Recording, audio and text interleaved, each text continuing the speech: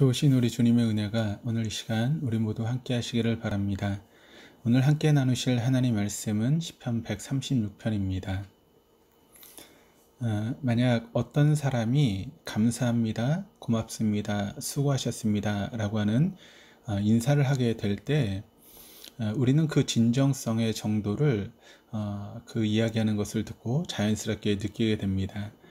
그냥 입으로만 인사를 하는 것인지 진정 마음으로 인사를 하는 것인지 우리는 어느 정도 감지할 수 있습니다. 저 오늘 말씀이 가르쳐주는 감사라고 하는 것은 우리 영혼의 깊숙한 곳에서 우러나오는 감사입니다. 사람이 일반적으로 감사할 때는 자신에게 어떤 유익한 일이 일어났을 때입니다. 누군가 자기에게 어떤 좋은 것을 해주면 그때 감사하게 되지요. 하나님께 감사하는 것도 크게 다르지 않습니다. 일반적으로 하나님께 하는 감사는 세 가지 경우가 있는 것 같습니다. 첫째는 내게 하나님이 좋은 것을 해주셨으니 하는 감사입니다. 하나님이 내 병을 고쳐주시고 내 사업이 잘 되게 하시고 우리 자식들이 성공하게 해주셔서 하나님께 감사를 합니다. 주로 교우인들의 감사 헌금을 하는 경우는 이 경우가 많은 것 같습니다. 하나님께서 내게 어떤 좋은 것을 해주셨으니 그 대가로 감사하고 헌금을 합니다. 그리고는 잊어버립니다. 다시 현실에서 어려움이 나타나기까지는 하나님을 찾지 않습니다. 그리고 다시 우리의 삶에서 고통이 찾아오게 되면 그때 다시 하나님을 찾게 되지요. 그리고 하나님께 도와달라고 기도합니다. 그리고 하나님께서 도와주시면 또 감사하고 잊어버립니다. 마치 사사기에 나오는 이스라엘 백성들의 모습과도 같습니다. 이런 감사의 형태가 바람직하지 않은 이유는 하나님이 어떤 분이신지 아는 것에는 관심이 없다는 것입니다. 단지 하나님은 내 어려움을 해결해 주시는 그런 분이라는 것 외에는 더 이상 하나님을 아는 것에 진전이 없습니다. 그래서 10년, 20년을 신앙생활해도 하나님은 내 생활에 보탬이 되는 그런 분이라는 것 외에는 그 안과 사귐에 진전이 없습니다. 두 번째로는 하나님께 감사하는 경우는 그럼에도 불구하고의 감사입니다. 이 그럼에도 불구하고의 감사는 정말 아름다운 신앙의 반응입니다. 이 그럼에도 불구하고의 감사의 본래 의미는 다니엘의 세 친구의 모습입니다. 우리가 잘 알고 있는 다니엘의 세 친구인 사드락과 메삭과 아벳느고는 느부갓네살이 세운 금신상에 절하지 않아서 풀무불에 던져질 위기에 놓이게 됩니다. 그때 이들이 보인 신앙의 모습이 그럼에도 불구하고입니다. 그러니까 사드락과 메삭과 아벳느고는 하나님께서 풀무불과 왕의 손에서 자신들을 건져내 주실 것을 믿었습니다. 그리고 하는 말이 그렇게 하지 아니하실지라도입니다. 즉 우리가 원하는 것을 하나님께서 해주지 않으실지라도 우리는 이 신앙의 모습을 흐트러뜨리지 않겠다는 것입니다. 그런데 이 숭고한 신앙의 모습이 오늘날에는 변질된 형태로 나타납니다. 몸에 병이 들었는가? 그럼에도 불구하고 감사해라. 그러면 하나님께서 그 감사하는 모습을 보고 병을 고쳐주실 것이다. 집에 우환이 생겼는가? 그럼에도 불구하고 감사해라. 그러면 좋은 일이 생길 것이다. 나쁜 일이 생겼는가? 그럼에도 불구하고 감사하라. 그러면 긍정적으로 상황이 바뀔 것이다. 이렇게 변종의 감사가 출현하게 됩니다. 그것은 하나님을 감사 인사라고 하는 뇌물을 주어서 어떤 대가를 얻어내려고 하는 것이지 진정한 의미의 감사가 아닙니다. 사람도 자신에게 감사합니다, 고맙습니다라고 인사하면 그 진정성 정도를 감지해내는데 하물며 하나님께서 인간이 자신에게 감사하는 이유와 진정성을 여러분 모르시겠습니까? 세 번째로 하나님께 감사하는 경우는 정말 그럼에도 불구하고의 감사입니다. 이것은 상황이나 조건과 상관없는 감사입니다. 우리 모두는 이 감사가 진정 바른 신앙의 반응이요 진정한 감사라는 것을 알고 있습니다. 그런데 그것을 억지로 이를 악물고 해야만 하는 신앙의 의무로 여깁니다.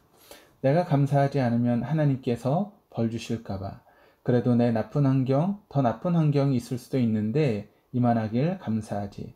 이런 식의 자기 위안에 가까운 감사를 그럼에도 불구하고의 감사라고 생각을 합니다. 이러한 감사는 우리 영혼의 깊숙한 곳에서 우러나오는 감사일 수가 없습니다. 그래서 오늘 본문은 우리가 일방적으로 하는 감사와는 다른 관점에서 여호와께 감사라고 이야기를 하고 있습니다.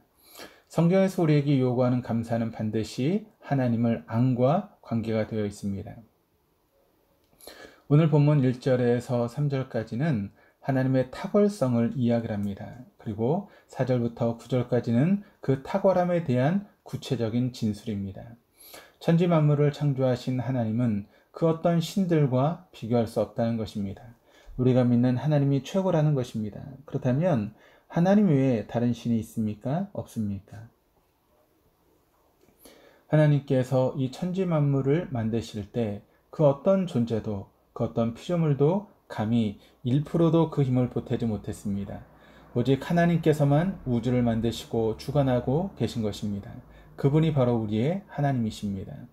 그 하나님께서 우리에게서 얼굴을 감추지 않으시고 우리에게 얼굴을 비추어 주시고 하나님을 알게 해 주셨습니다. 이 하나님께서 이스라엘 백성들을 애굽에서 건져내셨음을 오늘 본문은 계속 이야기합니다. 10절부터 보면 애굽의 장자를 치시고 홍해를 건너게 하시고 광야를 통과하게 하셔서 가나안 땅에 정착하게 하신 것을 증거합니다. 하나님께서 죄악된 인간들을 구원하셔서 하나님의 약속의 땅으로 인도해내신 것을 이야기하고 있습니다. 결국 오늘 본문은 천지 만물을 창조하신 유일하신 하나님이 인간의 죄악 가운데 구원해내시고 약속의 땅으로 인도하셨음을 노래합니다. 그러니까 감사의 조건이 전부 하나님께 초점이 맞춰져 있습니다. 우리 인생의 역사는 천지 만물을 창조하신 하나님께서 나를 창조하시고 나를 구원하시고 나를 가나안 땅까지 이끌어가는 역사입니다. 하나님께서 나를 통해 그리고 나에게 행하신 일들을 경험하는 것이 우리 인생에 대한 바른 해석입니다. 그래서 하나님을 믿는 사람들은 자기가 한 일에 대한 관심을 줄이고 신앙생활을 해 갈수록 하나님이 하신 일에 대한 관심이 커져가는 사람들입니다. 하나님이 어떤 분이시고 또 하나님이 어떤 일을 행하셨는지를 알아갈 때 진정한 기쁨과 참된 감사가 있을 수 있습니다. 왜 그렇습니까? 그 해답은 오늘 본문에서 반복되는 어떤 구절에 있는데 오늘 본문에서 그 인자하심이 영원함이로다 라고 하는 말씀이 무려 26번이나 반복이 됩니다. 하나님이 천지 만물을 창조하시고 인간을 구원해내신 것이 하나님의 인자하심이 영원함을 보여준다는 것입니다.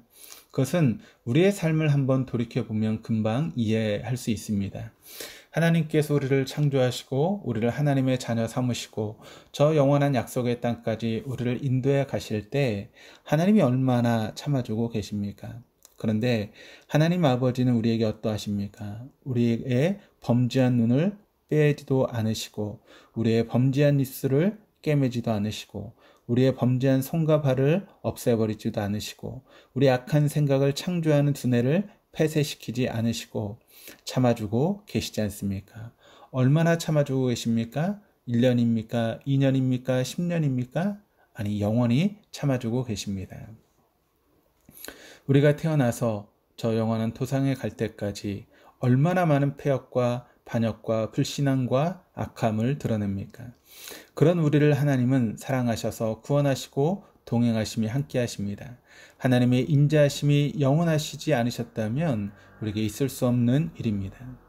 그 하나님의 인자하심이 오늘도 우리 모두를 넉넉히 덮고 계심을 목도하는 하루가 되십시다. 그리고 그 하나님께 영혼 깊숙이 나오는 진정한 감사를 드리는 오늘 하루가 될 수 있기를 주님의 이름으로 소원합니다. 기도하시겠습니다.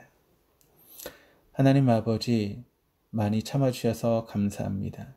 많이 사랑해 주셔서 감사합니다. 그러나 하나님이 우리 하나님이셔서 참 감사합니다. 예수님의 이름으로 기도합니다. 아멘.